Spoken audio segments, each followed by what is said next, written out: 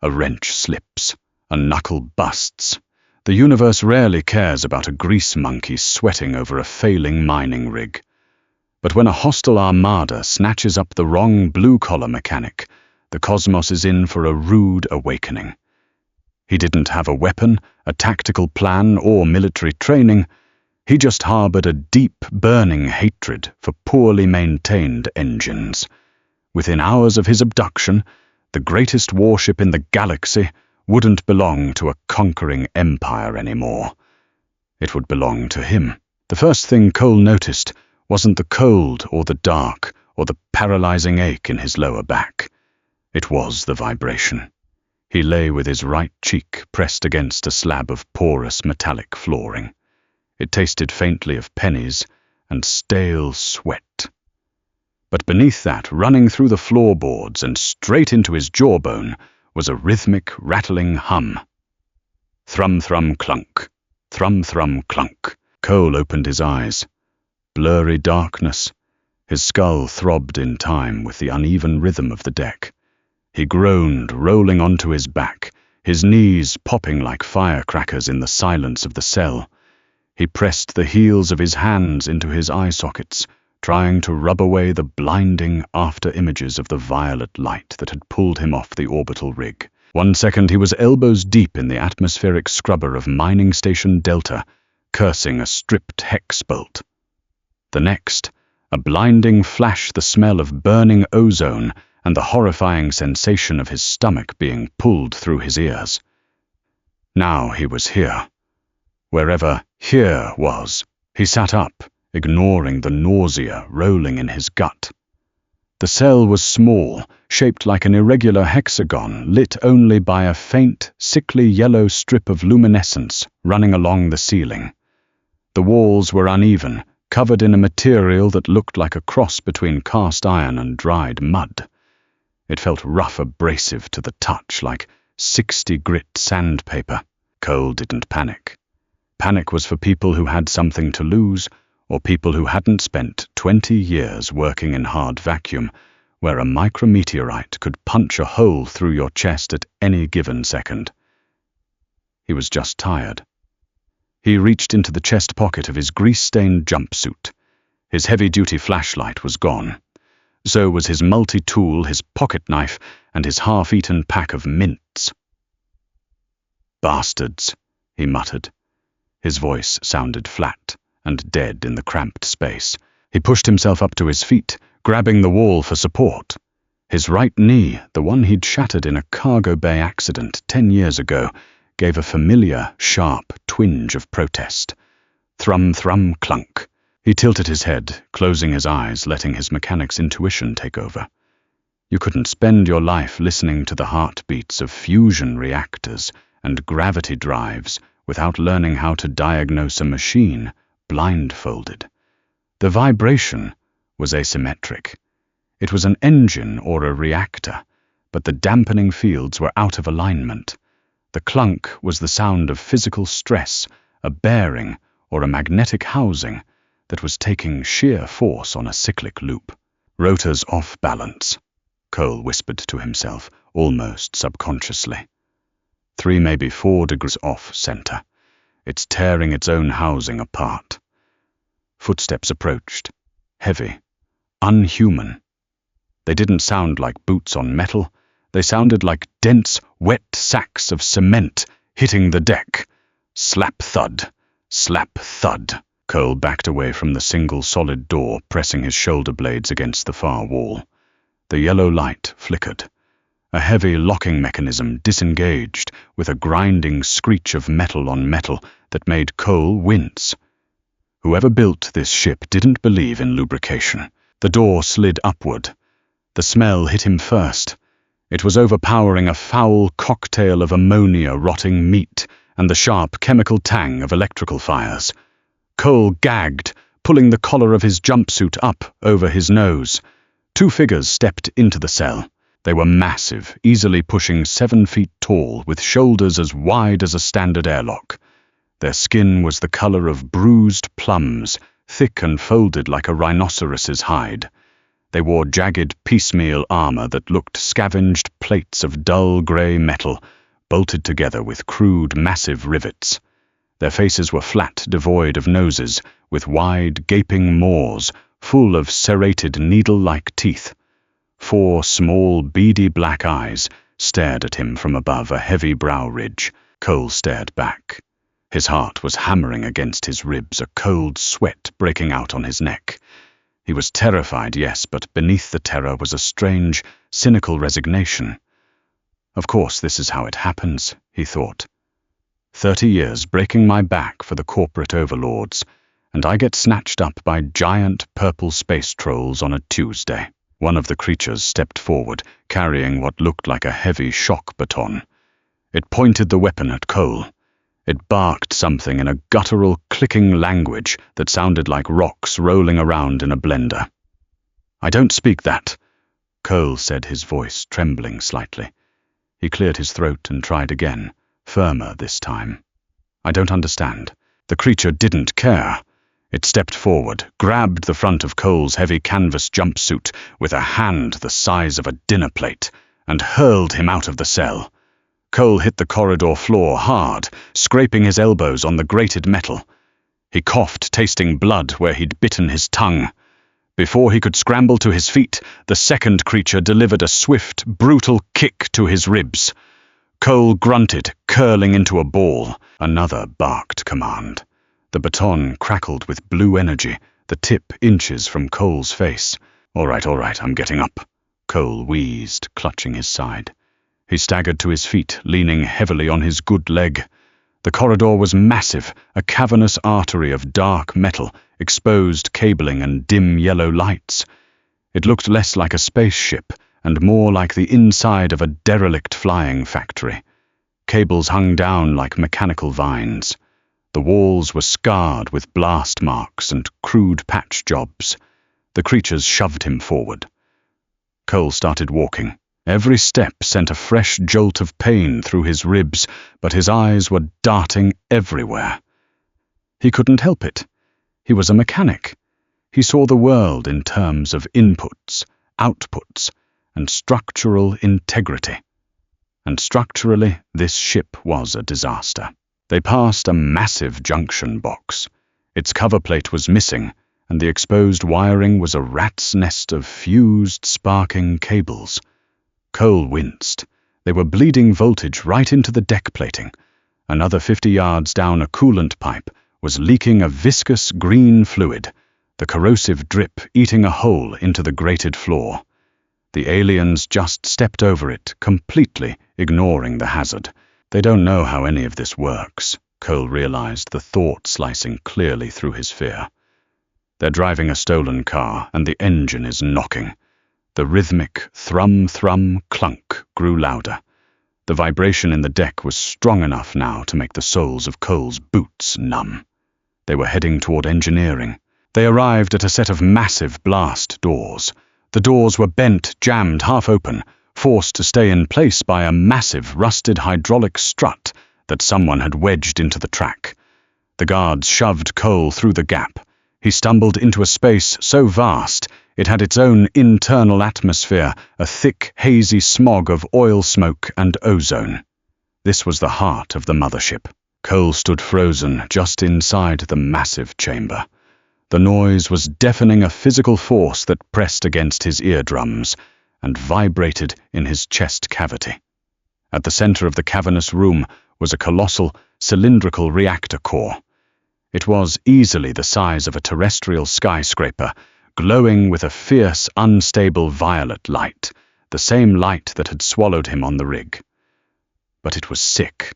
The core pulsed irregularly. Great venting stacks along its sides were coughing out thick clouds of black smoke. Warning sirens, at least Cole assumed the high-pitched atonal shrieks were warning sirens, wailed incessantly. All around the base of the reactor, hundreds of the massive purple-skinned aliens were swarming like angry ants.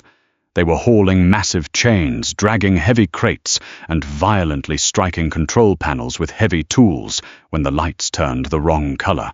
It was a butcher shop. They were butchering the machinery. A new alien approached. This one was slightly smaller, its hide scarred with pale, jagged lines. It wore a vest adorned with dozens of metallic badges or medals, and it carried a device that looked like a crude tablet. The scarred alien looked at Cole, then barked a command at the guards. The guard with the shock baton shoved Cole forward, driving him to his knees in front of the scarred alien. The scarred one tapped a sequence on its tablet, then held it up. A synthetic, heavily distorted voice emanated from the device. "You, worker, fix." The translation was crude, but the intent was clear. The scarred alien pointed a thick, clawed finger toward a massive tertiary coolant pump situated near the base of the reactor. The pump was vibrating so violently, its housing was visibly warping. Sparks showered from its primary power coupling. Cole looked at the pump, then at the scarred alien. "You dragged me across the stars to fix your plumbing." "Fix?" The device squawked again. The scarred alien drew a massive kinetic sidearm from a holster at its hip and pressed the barrel against Cole's forehead. The metal was warm and smelled of cordite. "Fix, or die." Cole swallowed hard. The terror was still there, a cold lump in his throat, but looking at that pump, something else flared up inside him. "Professional offense." "Move the gun," Cole said, his voice surprisingly steady. He pushed the barrel away with 2 fingers. The scarred alien looked momentarily confused by the sheer audacity of the gesture, lowering the weapon a fraction of an inch. Cole stood up, ignoring his throbbing ribs, and limped toward the failing pump. As he got closer, the sheer incompetence of the setup made him want to weep. The pump was designed for a closed-loop, hypercoolant system, but they had spliced it directly into the main plasma feed. They were trying to cool a fusion reaction with raw, unrefined thermal exhaust. The casing was glowing a dull cherry red. He examined the control panel. It was a mess of alien symbols, but the underlying logic of the circuitry was universal. Power in power, out resistance, and flow control. The interface was touch-sensitive, but someone had smashed half the screen in frustration. Cole turned back to the scarred alien who was watching him with narrowed, beady eyes. "I need tools," Cole demanded. He pointed at the pump, then mimed using a wrench. "Tools? I can't fix this with my bare hands." The alien stared at him, then barked at a nearby worker. A moment later, a heavy metal crate was dropped at Cole's feet. He kicked the latch open. Inside was a collection of heavy, brutish implements. They looked like a cross between medieval torture devices and high-end hydraulic spreaders. Cole dug through the mess. He found a heavy adjustable clamp that functioned roughly like a pipe wrench, and a handheld fusion torch that was leaking plasma from a cracked nozzle. He wrapped a piece of discarded heat-resistant fabric around the torch's handle to keep it from burning his palm. "All right," Cole muttered, dropping to his knees beside the pump's main access panel. "Let's see what kind of mess you idiots made." He jammed the clamp into the panel's locking mechanism and heaved. His shoulders strained, the muscles burning until the lock sheared off with a sharp snap. He pulled the heavy plate aside. A blast of searing heat hit him in the face, singeing his eyebrows. The internal wiring was a catastrophic hazard. Mainline power cables were crossed. The primary inhibitor relay had been completely bypassed with a crude chunk of conductive copper. "Idiots!" Cole hissed, wiping sweat from his eyes. "You bypassed the governor. No wonder the rotor is tearing itself apart." He looked over his shoulder. The scarred overseer was watching him, weapon still drawn but keeping a safe distance from the heat. 2 guards flanked him. They didn't understand what Cole was looking at. They just wanted the red lights to stop flashing. They thought of him as a slave, a lesser being, just another tool to throw at the problem until it went away. They had no idea what they had just given him. A ship this size, a dreadnought of this magnitude, operated on a centralized network. You couldn't have independent systems. Everything had to talk to the core. Life support talked to the reactor. The reactor talked to the navigation thrusters. The thrusters talked to the security bulkheads. And right here beneath this pump was a primary network trunk line. Cole didn't just see a broken pump. He saw an open vein leading straight into the mothership's heart. He picked up the fusion torch and sparked it to life. A thin blue-white flame hissed angrily from the nozzle. "You want it fixed?" Cole whispered to the machine. "I'll fix it. I'll fix it so good you won't even know what hit you." The heat radiating from the access panel was blistering. Cole's jumpsuit, already stiff with sweat and old grease from the mining rig, was now plastered to his skin. He breathed through his mouth, the air tasting like burnt copper and ozone, trying to ignore the stinging in his lungs. He started with the obvious problem, the bypassed governor. Using the heavy alien clamp, he wrenched the chunk of conductive metal out of the relay. The pump gave a violent shudder, the deep thrum-thrum-clunk stuttering for a terrifying second before smoothing out into a low, even hum. Behind him, the scarred alien grunted in surprise. The shrieking sirens in their immediate vicinity abruptly died. The dull, cherry-red glow of the pump casing began to fade to a manageable iron grey. "Worker," the translated voice crackled, sounding almost smug. "Good." Cole didn't look back. Yeah. Hold your applause." He had stopped the pump from exploding, buying himself time, but now the real work began. He leaned closer into the access cavity, the torch in his right hand, a pair of crude wire cutters he'd salvaged from the toolbox in his left. The network trunk line was a thick bundle of fiber-optic-like cables running directly beneath the pump's coolant feed. It was heavily shielded, wrapped in a thick, scaly material. Cole carefully adjusted the torch's output, narrowing the beam to a needlepoint of plasma. He didn't want to sever the line. If he cut it, the bridge would instantly know there was a fault in engineering Sector 4, and a squad of those giant brutes would come down here and turn him into a smear on the deck plating. He needed to splice into it. He needed a back door. With excruciating slowness, his hands surprisingly steady, despite the throbbing ache in his ribs, Cole sliced a 3-inch incision into the trunk line's shielding. The plasma hissed, melting the material just enough to peel it back. Inside, hundreds of hair-thin filaments pulsed with golden light. Data. Millions of terabytes of data flowing between the reactor and the rest of the ship. Cole reached into his pocket. He hadn't been completely stripped. Tucked deep in the lining of his boot, he had a diagnostic shunt. It was a simple, illegal little piece of tech that rig mechanics used to bypass corporate safety locks so they could overclock the scrubbers without triggering an alarm back at headquarters. It was barely the size of a coin coated in a layer of grime. He wedged the shunt into the bundle of optical filaments. He didn't have a screen to interface with, so he had to do it blind. He wired the shunt's power feed into the pump's localized diagnostic output. Click! A tiny green light on the shunt blinked to life. It was in the stream. It was reading the data packets, piggybacking on the pump's telemetry. Cole quickly soldered a piece of scrap wire from the shunt to the pump's external interface panel. He killed the torch and leaned back, wiping a smear of soot across his forehead. He grabbed the access panel, heaved it back into place, and locked it down with a heavy thud. He stood up, turning to face the scarred overseer. Cole pointed to the now quiet pump, then held his hands out, palms up. "Fixed," Cole said. The overseer stepped forward, looking at the pump, then down at his tablet. He tapped a few keys. The machine must have shown a green light across the board, because the alien gave a guttural laugh that sounded like a garbage disposal chewing on gravel. He holstered his massive sidearm. "Worker good.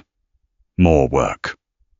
The overseer pointed across the cavernous room toward a massive bank of atmospheric processors, that were spewing thick black smoke into the ceiling. Cole nodded slowly. "Sure thing, boss. Lead the way." As they walked across the grating, Cole glanced at a small shattered glass panel near a junction box. He caught his reflection. His face was smeared with black soot, his eyes red-rimmed and bloodshot, a nasty purple bruise swelling along his jawline. He didn't look like a hero. He looked like a tired, beaten-down old man. But beneath the soot, a small, tight smile touched the corners of his mouth. They put him in front of the atmospheric processors. The problem was simple. The intake valves were clogged with some kind of biological resin. Cole took his time cleaning them out, using the chemical solvents from the toolbox. But while he cleaned, his fingers were busy on the processor's terminal. The terminal was linked to the network, and because of the shunt he'd installed on the coolant pump, he now had root access to the local engineering subsystem. The alien interface was entirely visual geometric shapes and colors rather than text. But logic was logic. A triangle flowing into a square meant input to output. A red hex meant a closed bulkhead. A green circle meant open flow. While the guards watched him scrub resin out of a pipe, Cole was systematically quietly rearranging the ship's internal logic. He found the security subroutines for the detention block he'd woken up in. He didn't open the doors that would trigger alarms. Instead, he rewrote the error handling protocol. If a cell door experienced a power surge, the system wouldn't lock down. It would default to open and scrub the log to prevent an error code from reaching the bridge. He found the environmental controls for the alien barracks. They liked it hot and humid, heavily oxygenated. Cole subtly tweaked the mix. Over the next 3 hours, the oxygen concentration in the barracks would slowly drop by 12%.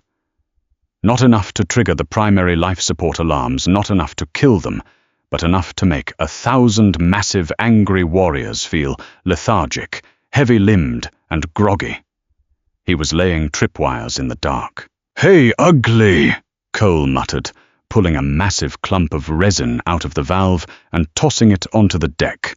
The guard beside him growled, gripping its shock baton tighter. "Yeah, I know. You don't understand a word I'm saying. That's fine." Cole moved to the next processor, his hands flying across the alien terminal, bypassing a firewall that was designed to stop brute force cyber attacks, but was completely defenseless against a localized hardwired spoof. He pulled up the schematic for the ship's internal armory bulkheads. They were heavily shielded, locked behind trifactor biometric scanners, unbreakable from the outside. But what if I tell the computer there's a localized plasma fire inside the armory? Cole whispered to himself, a manic gleam entering his eyes. He set up a delayed logic bomb in the environmental sensors. In exactly 2 hours, the sensors inside the main armory would report a catastrophic thermal event. The ship's automated fire suppression system would trigger throwing the doors wide open to vent the fire into the main corridors, completely bypassing the biometric locks. The scarred overseer walked by, eyeing Cole suspiciously. Cole immediately stopped typing and began vigorously scrubbing a perfectly clean piece of the processor housing. The overseer grunted in approval and kept walking. Cole let out a slow breath. His hands were shaking, not from fear, but from the sheer adrenaline of what he was doing. This ship was a beast, a mile-long titan of armor and firepower, capable of glassing a continent. And the crew, treating it like a stolen joyride, had no idea that they had just handed the keys to a mechanic who had spent 20 years learning how to make machines do exactly what they were told not to do. Cole finished the atmospheric processor. The air in the immediate vicinity began to clear, the black smoke replaced by a hum of clean cycling. He stood up, wiping his hands on a rag, and looked around the vast engineering bay. Hundreds of aliens, massive weapons, a captive dreadnought. Cole cracked his neck. "All right," he murmured, his gaze locking onto the primary plasma manifold that fed the sublight engines. Let's see what else is broken. The primary plasma manifold was a cathedral of high-yield thermodynamics. It towered over Cole, a sweeping arch of reinforced tungsten alloy piping that thrummed with enough suppressed energy to crack a small moon. He stood at its base, the heat radiating off the metal, baking the sweat into his jumpsuit, leaving a stiff, salty crust. His right knee was screaming a steady, high-pitched warning right into his brain. He wanted to sit down. He wanted a cold beer, a hot shower, and a bottle of cheap painkillers. Instead, he had an alien pipe wrench and a guard with a shock baton breathing down his neck. The manifold was leaking. A microscopic fracture in the tertiary containment valve was venting ionized gas into the engineering bay. It wasn't a catastrophic breach, but the aliens were terrified of it. They had barricaded the area with heavy crates, treating the hissing valve like a sleeping dragon. Go! The scarred overseer grunted, shoving Cole toward the barricade. Cole stumbled, catching himself on a heavy crate. He wiped a mixture of soot and sweat from his eyes and glared back. I'm going! Don't touch me! He limped toward the hissing valve. The gas smelled like burnt hair and sulfur. It stung his eyes, making them water. He squinted, analyzing the fracture. The brutes had tried to fix it by slathering a thick, tar-like adhesive over the crack. Predictably, the superheated plasma had just baked the tar into a hard shell, which was now cracking again under the pressure. Idiots. Complete, unmitigated idiots. Cole approached the terminal adjacent to the manifold. He didn't even need the diagnostic shunt for this one. The system was wide open, begging for recalibration. His fingers danced across the geometric interface. He didn't seal the leak. Sealing the leak was what a good mechanic would do. Cole was no longer a good mechanic. He was a saboteur. He routed the pressure from the tertiary valve into the manifold's secondary backflush system. The hissing instantly stopped. The warning light on the bulkhead flipped from angry red to a soothing, placid blue. Behind him, the guards chattered in their clicking, guttural tongue, visibly relaxing. But inside the pipe, the reality was very different. Cole had closed the vent, but he hadn't reduced the internal pressure. He had just trapped it, redirecting the plasma feed back onto itself. It was like putting a cork in a boiling kettle and supergluing the lid shut. 30 minutes, Cole estimated, eyeing the telemetry. In 30 minutes, the backflush chamber would hit critical mass. It wouldn't blow the ship apart. He didn't want to die in a vacuum after all. But it would blow the manifold's primary coupling right off its hinges, flooding the entire sublight engine housing with a localized electromagnetic pulse. The engines would dead drop. The ship would be dead in the water. He stepped back, tossing his wrench into the metal toolbox with a loud clatter. Done! He rasped, his throat dry. The scarred overseer walked up, eyeing the blue light. He looked at Cole, then down at his tablet. The machine confirmed it. The leak was gone. The overseer actually smiled. It was a horrifying expression, a stretching of thick, purple lips over rows of needle teeth. Worker strong, worker fast. Cole didn't smile back. He looked down at his trembling hands. The adrenaline was fading, replaced by a cold, heavy dread. He had set the board. The dominoes were lined up. Now he just had to survive the fall. I need water, Cole said, pointing to his mouth and making a drinking motion. Water, or I pass out. No more work.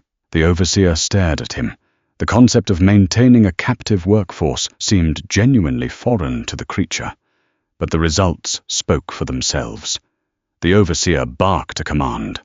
One of the massive guards stepped forward, grabbed Cole by the back of his collar, and hoisted him to his feet. They were moving out of engineering. Cole let himself be dragged, his boots dragging on the grated floor. As they passed the towering reactor core, he glanced up at a massive digital chronometer mounted on the far wall. The alien numbers were meaningless, but the ticking seconds were universal. 2 minutes. 2 minutes until the armory sensors registered a fire. 2 minutes until the barracks ran out of breathable oxygen. 2 minutes until hell broke loose. They were marching down a wide, dimly lit corridor on Deck 4 when the ship finally realized it was bleeding. It started not with an alarm, but with a sudden, violent change in air pressure. Cole felt his ears pop. The ventilation fans above them, which had been humming a steady, low-frequency drone, suddenly screamed into overdrive. Then came the sirens. They weren't the shrieking klaxons of the engineering bay. These were deep, resonant, bone-rattling blasts. Bwah! Bwah! Bwah! The sickly yellow lights running along the ceiling snapped to a violent, strobing crimson. The 2 guards escorting Cole stopped dead in their tracks. They looked around, their beady black eyes wide with sudden primal confusion. One of them clicked into a bulky comms unit strapped to its chest. A frantic, distorted voice screamed back. Cole didn't speak the language, but he recognized the tone. Panic. The armory. The automated fire suppression system had just triggered. Cole knew exactly what was happening 3 decks up. Heavy steel bulkheads were slamming open, completely overriding the biometric locks, while high-pressure nozzles flooded the weapon racks with a suffocating, hyperdense chemical foam designed to choke out plasma fires. The guard holding Cole's collar suddenly released him, raising its shock baton and looking wildly down the corridor. This was it. The window. Cole didn't hesitate. He threw his weight against the guard's knee, the side of the joint where the armor plates didn't quite meet. He put every ounce of his leverage into the strike.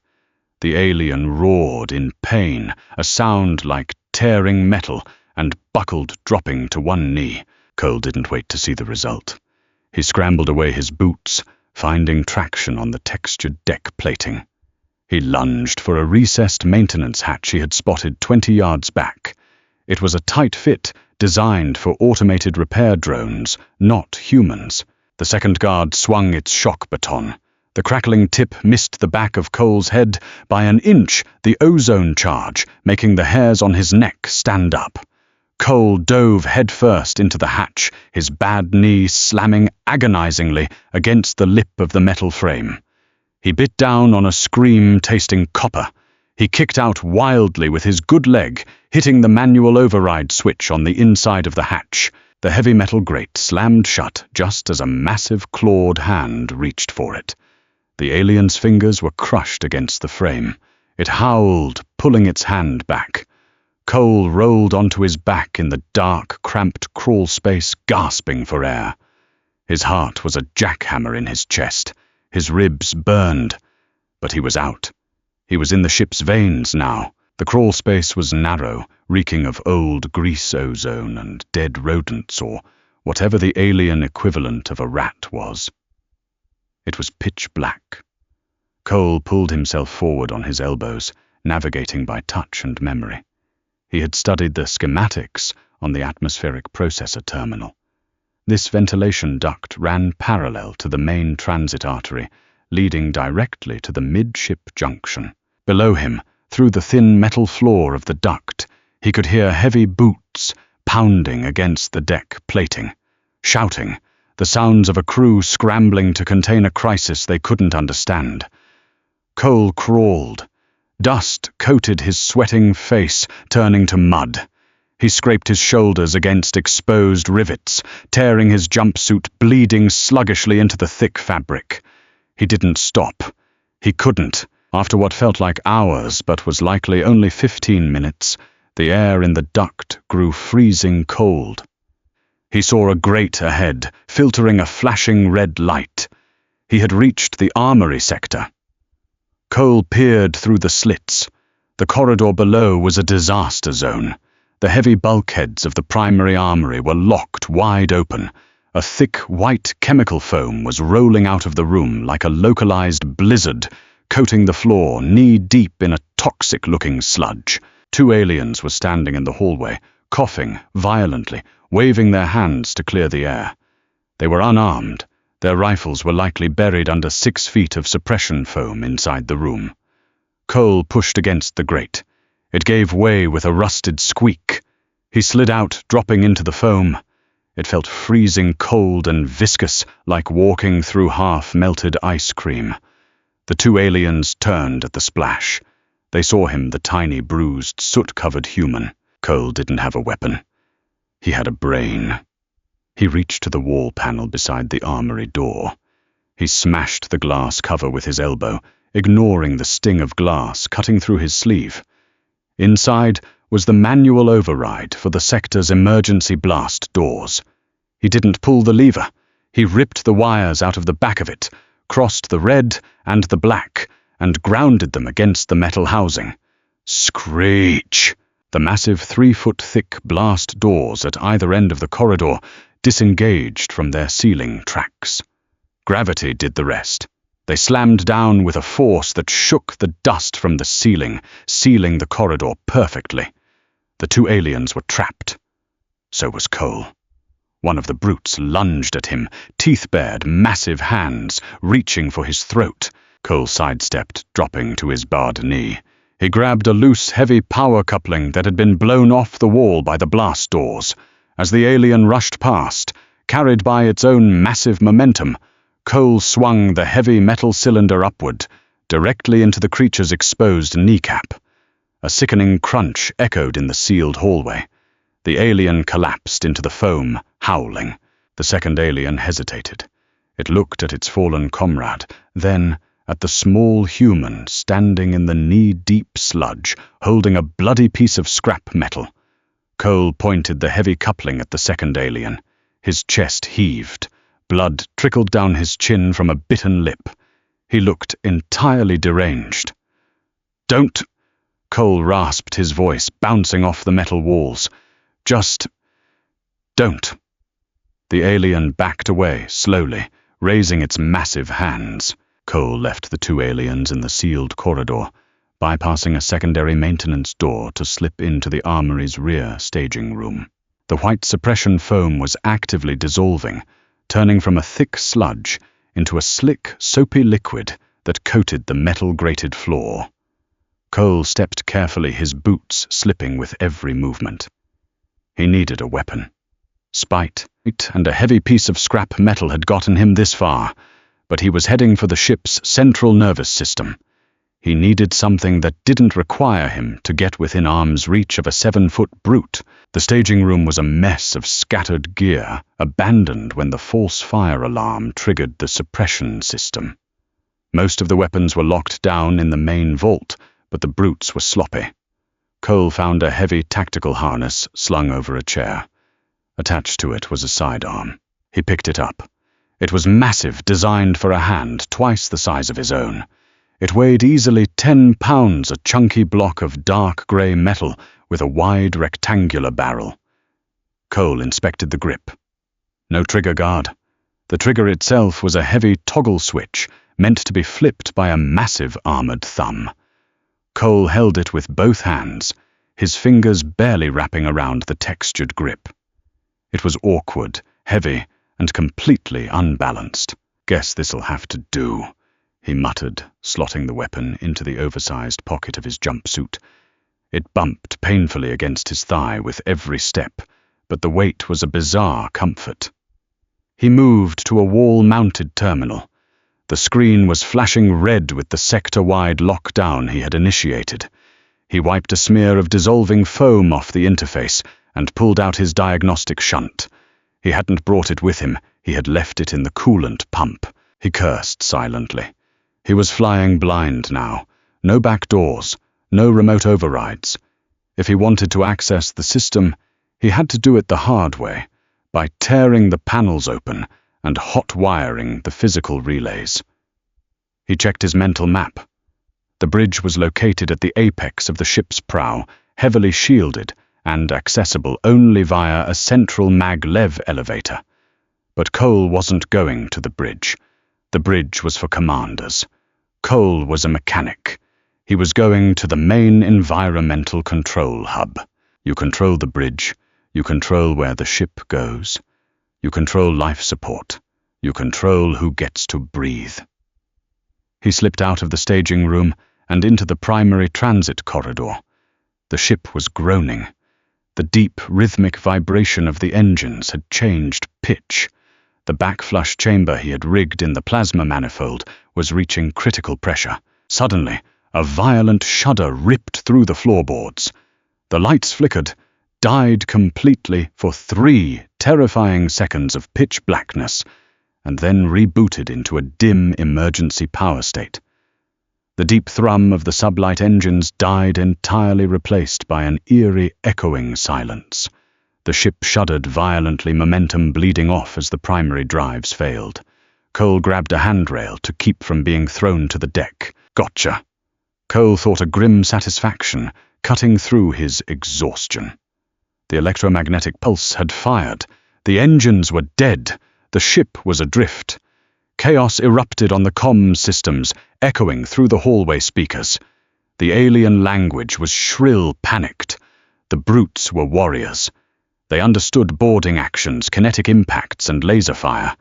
They didn't understand why the floor was suddenly freezing, why the engines had stopped, and why the doors wouldn't open. They were fighting a ghost. Cole moved fast, using the emergency lights to navigate. He encountered a patrol of 3 aliens at an intersection. They were frantically trying to pry open a jammed blast door. Cole didn't hesitate. He pulled the heavy alien sidearm from his pocket, braced it against the wall with both hands, and flicked the heavy thumb toggle. The recoil was monstrous. It felt like a mule kicked him in the chest.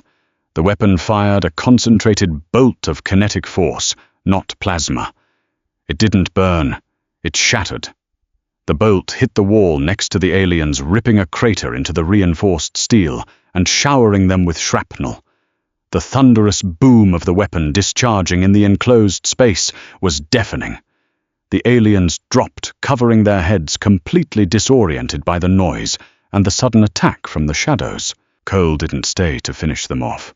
He scrambled past the intersection, his ears ringing a fresh bruise forming on his shoulder from the recoil. He hated this.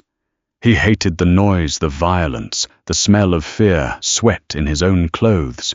He wasn't a soldier, but as he looked down at his shaking hands, holding the heavy gun, he realized something that chilled him to the bone. He might not be a soldier, but he was incredibly good at breaking things.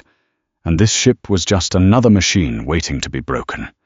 The main transit corridor was a graveyard of dead machinery. With the sublight engines knocked offline by the electromagnetic pulse Cole had triggered, the dreadnought was running entirely on emergency reserves.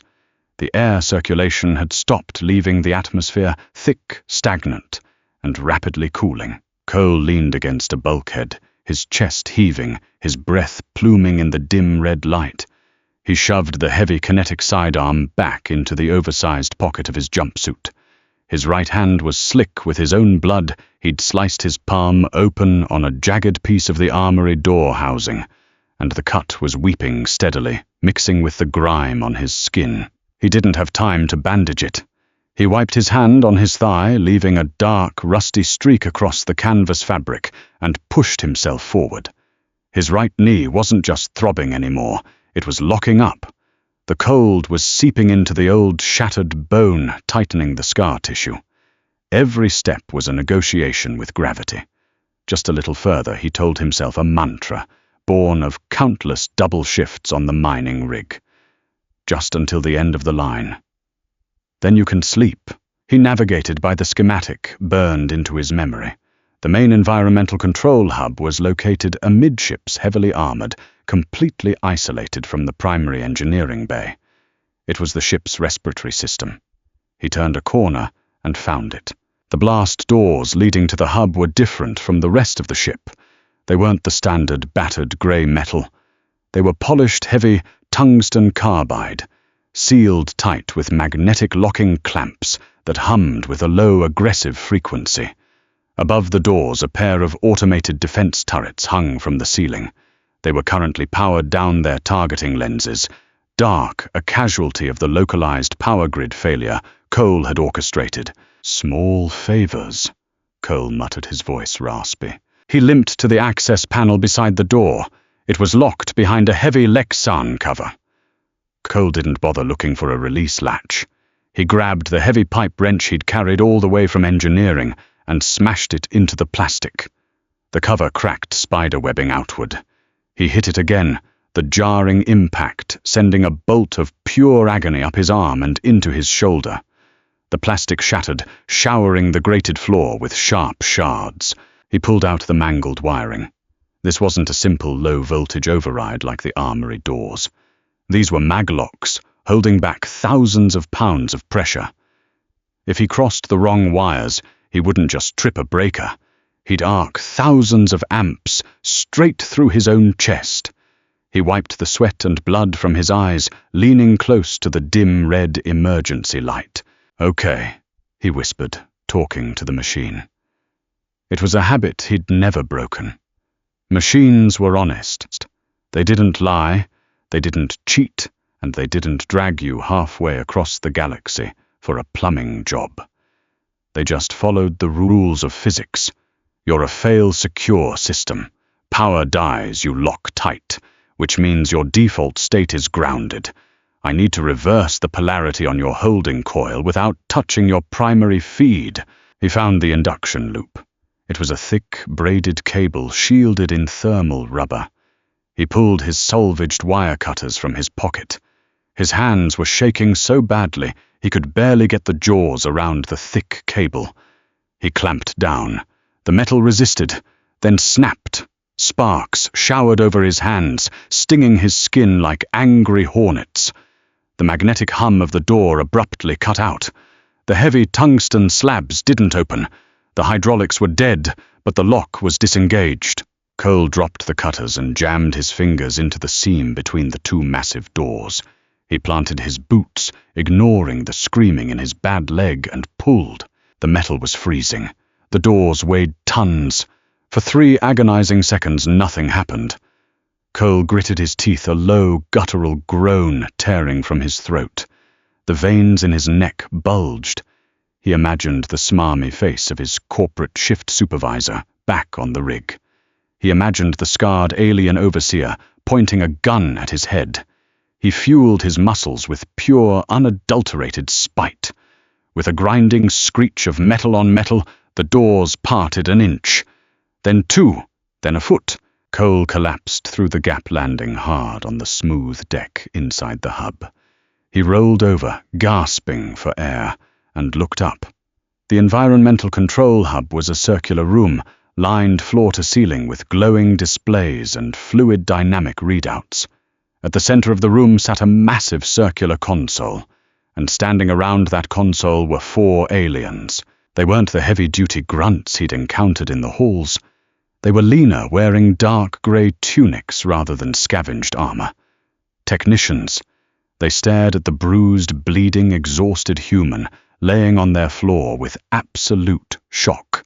Cole didn't wait for them to process the intrusion. He scrambled to his knees, yanking the heavy kinetic sidearm from his pocket. He didn't bother standing up. He pointed the massive weapon at the ceiling, right at a cluster of exposed ventilation pipes, and slammed his thumb onto the firing toggle. Boom! The kinetic bolt shattered the pipes, raining twisted metal dust and freezing coolant fluid down onto the central console. The sound was deafening in the enclosed space. The 4 alien technicians shrieked, covering their heads and throwing themselves to the deck. Cole dragged himself to his feet, keeping the gun leveled at the nearest alien. His hand was trembling under the weapon's absurd weight. "Out!" Cole commanded. His voice was barely a whisper, shredded by thirst and exertion, but the intent was universal. He pointed the gun at the gap in the blast doors. "Get out!" Now. The aliens looked at him, then at the gun, then at the shattered ceiling. They didn't argue. They scrambled on their hands and knees, their dark eyes wide with terror, squeezing through the gap in the doors and fleeing into the dark corridor. Cole watched them go, his chest heaving.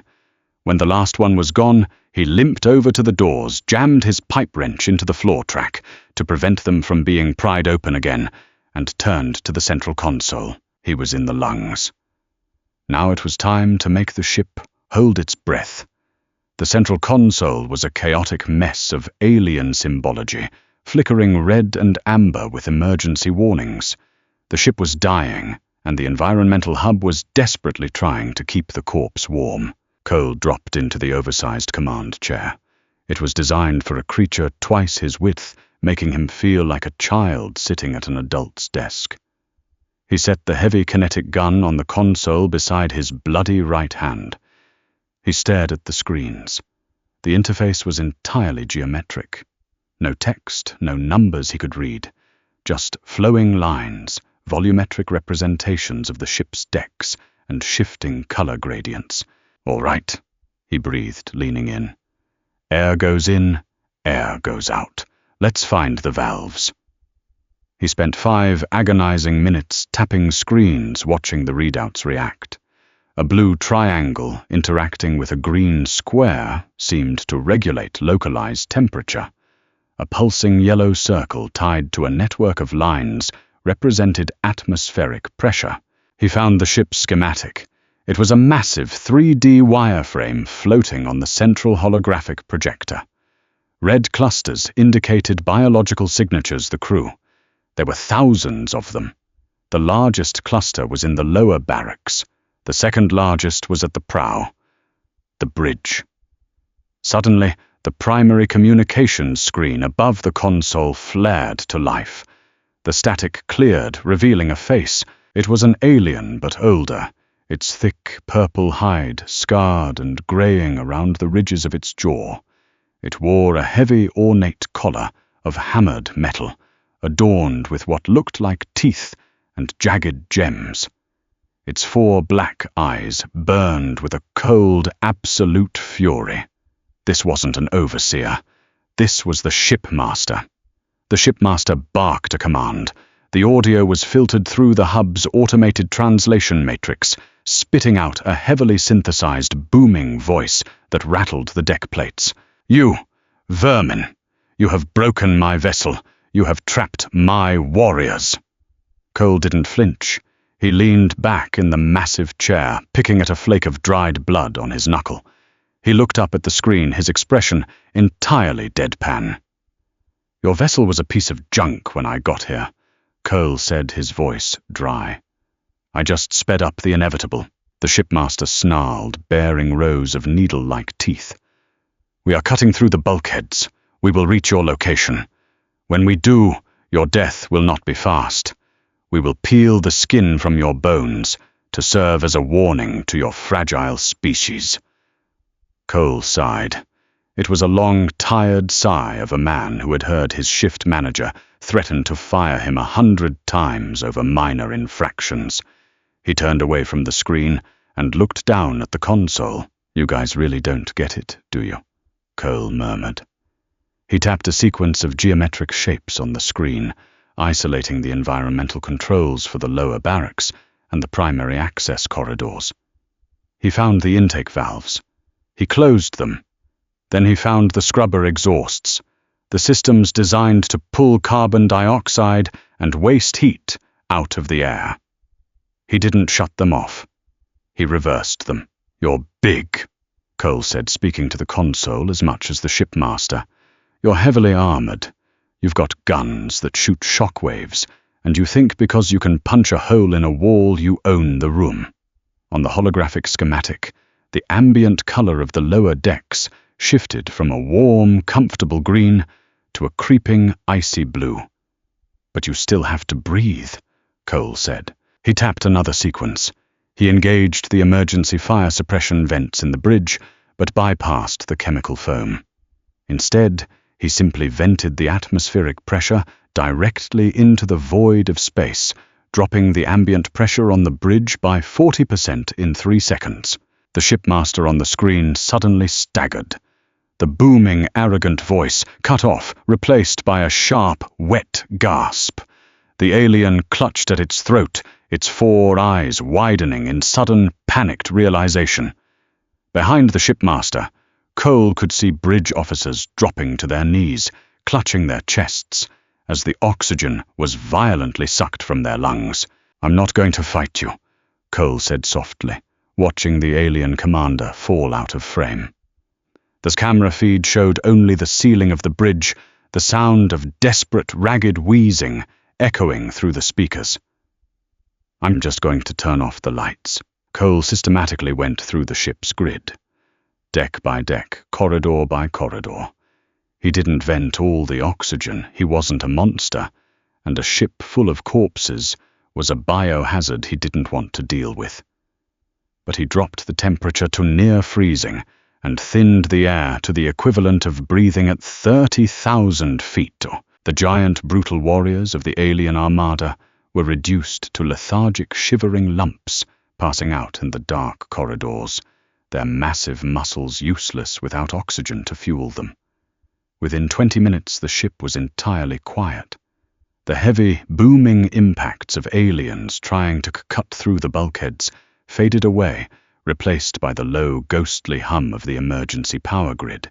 Cole sat in the command chair, staring at the holographic map.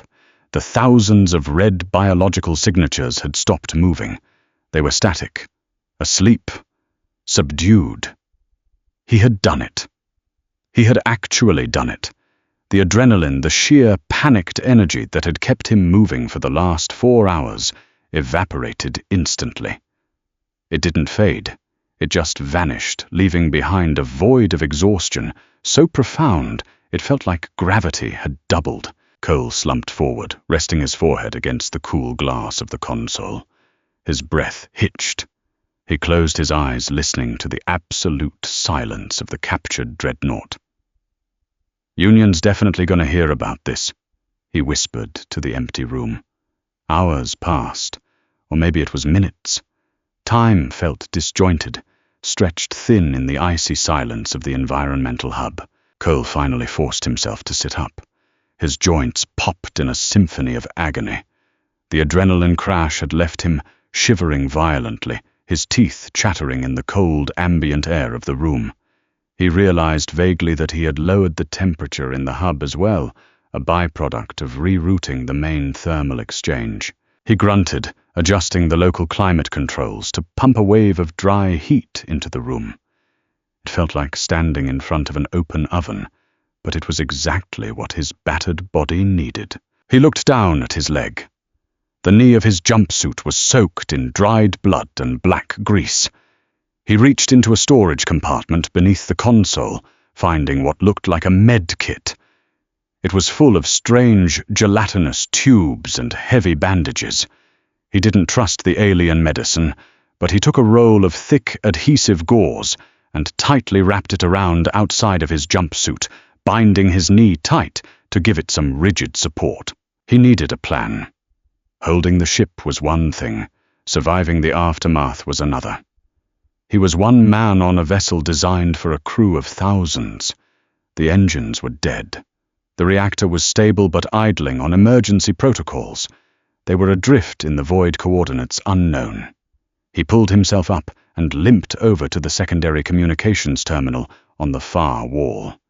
The interface was complex, a dizzying array of subspace frequencies and deep void telemetry readouts. Cole didn't know how to navigate an alien dreadnought.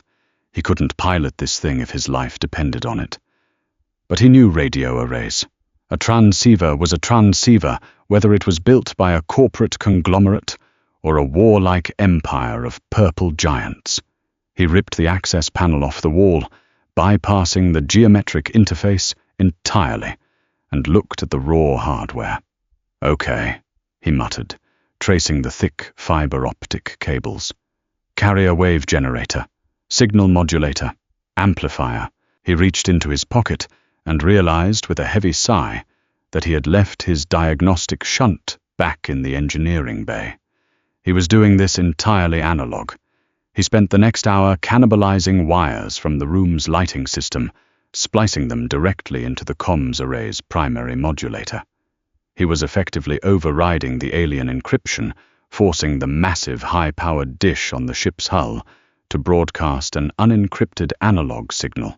He sat down at the terminal, routing the audio input through the room's microphone. He didn't know standard galactic military codes. He didn't know the proper distress frequencies.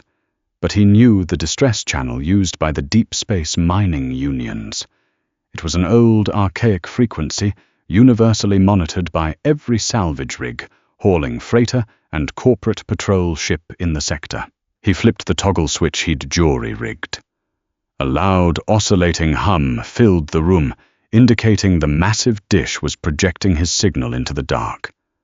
Cole leaned closer to the microphone. He cleared his throat. It felt like swallowing sandpaper. Mayday, Mayday, Mayday. Cole rasped his voice, echoing in the empty hub. This is Senior Mechanic Cole, Employee ID 884 Bravo, broadcasting from an unidentified hostile dreadnought currently adrift.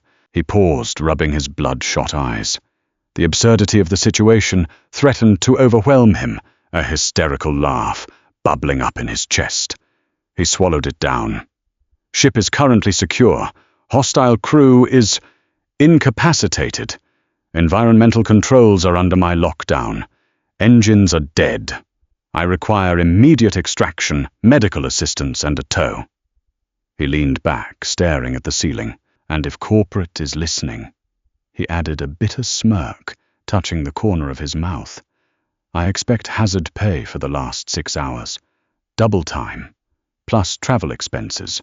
End of message. Broadcasting on a loop. He locked the transmission. The console blinked steadily, a tiny beacon of humanity shouting into the vast, uncaring void. Cole stood up, leaning heavily against the console. He looked around the room.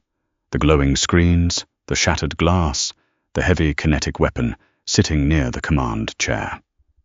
Beyond these blast doors, an army of conquerors slept in the freezing dark, bested not by a fleet of warships, but by a guy whose primary job was making sure the air conditioner didn't rattle. He felt a strange sense of ownership settle over him. It wasn't pride, exactly. It was the satisfaction of a job well done. The ship had been broken. He had fixed it in his own twisted way. He limped toward the command chair, pulling his heavy grease-stained jacket tighter around his shoulders. He sat down, propping his bad leg up on a secondary console, and closed his eyes. He had the ship. He had the air. Now all he had to do was wait for his ride home. The silence of the captured dreadnought was the best thing he had heard all day. If you enjoyed this tale of blue-collar ingenuity, tearing apart an alien armada, do me a massive favor. Hit that like button, share this story with your fellow sci-fi junkies, and subscribe to the channel for more HFY content. What would you do if you were abducted and handed the keys to a dreadnought? Let me know down in the comments. Your support helps keep these stories coming, so smash that subscribe button and ring the bell so you never miss a transmission. Until next time, keep your wrenches close and your engines running.